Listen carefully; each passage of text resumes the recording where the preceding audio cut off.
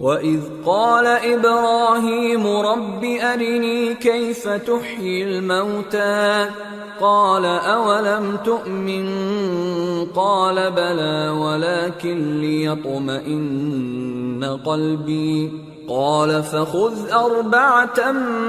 مِنَ الطَّيْرِ فَصُرْهُنَّ إِلَيْكَ ثُمَّ اجْعَلْ عَلَى كُلِّ جَبَلٍ مِّنْهُنَّ جُزْءًا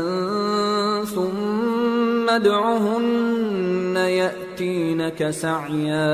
وَاعْلَمْ أَنَّ اللَّهَ عَزِيزٌ حَكِيمٌ۔ اور جب ابراہیم نے اللہ سے عرض کیا کہ اے پروردگار مجھے دکھا کہ تو مردوں کو کیوں کر زندہ کرے گا، اللہ نے فرمایا کیا تم نے اس بات کا یقین نہیں کیا؟ انہوں نے کہا کیوں نہیں، لیکن میں دیکھنا اس لیے چاہتا ہوں کہ میرا دل اطمینان کامل حاصل کر لے۔ فرمایا کہ 4 پرندے لے لو، پھر ان کو اپنے سے ہلا لو اور ان کے ٹکڑے ٹکڑے کر دو،